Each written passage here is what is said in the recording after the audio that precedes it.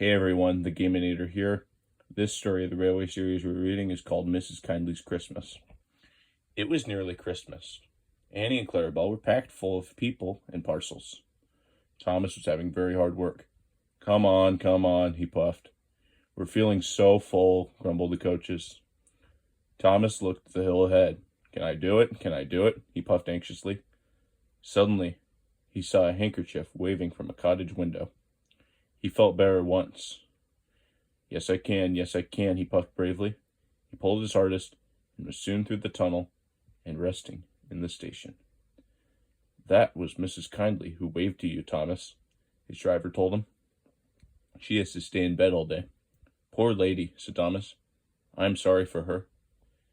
Engines have heavy loads at Christmas time, but Thomas and Toby didn't mind the hard work when they saw Mrs. Kyndley waving. But then it began to rain. It rained for days and days. Thomas didn't like it, nor did his driver. Off we go, Thomas, he would say. Pull hard and get home quickly. Mrs. Kyndley won't wave today. But whether she waved or not, they always whistled when they passed the little lonely cottage. Its white walls stood out against the dark background of the hills. Hello, exclaimed Thomas's fireman one day. Look at that. The driver came across the cab. Something's wrong there, he said. Hanging, flapping, and bedraggled from a window of the cottage was something that looked like a large red flag. Mrs. Kyndley needs help, I expect, said the driver, and put on the brakes. Thomas gently stopped. The guard came squelching through the rain up to Thomas's cab, and the driver pointed to the flag.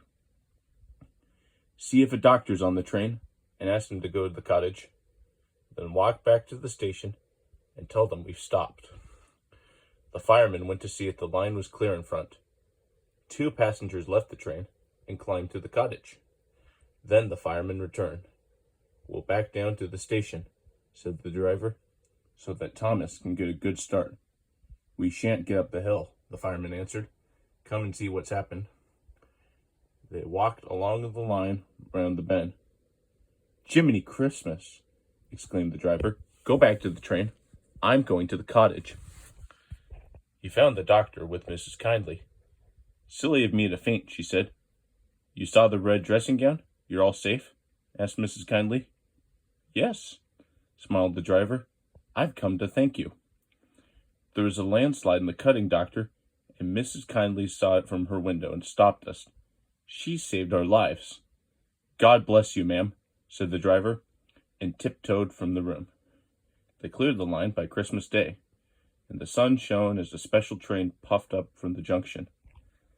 First came Toby, then Thomas with Annie and Clarabelle, and last of all, but very pleased at being allowed to come, was Henrietta. The fat controller was there, and lots of other people who wanted to say thank you to Mrs. Kyndley. Peep, peep, peep, peep. Happy Christmas, whistled the engines as they reached the place.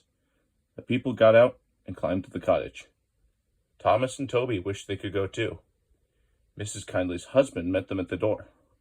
The fat controller, Thomas's driver, fireman, and guard went upstairs, while the others stood in the sunshine below the window. The driver gave her a new dressing gown to replace the one spoiled by the rain. The guard brought her some grapes, and the fireman gave her some woolly slippers and promised to bring some coal as a present from Thomas next time they passed. Mrs. Kyndley was very pleased with her presents. You are very good to me, she said.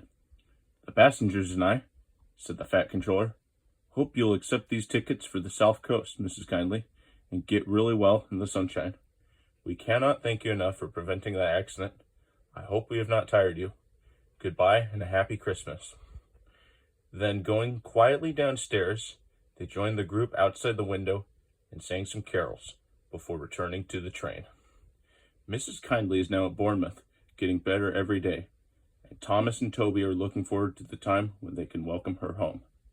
Thanks for watching this video, and I will see you for the next story. Goodbye.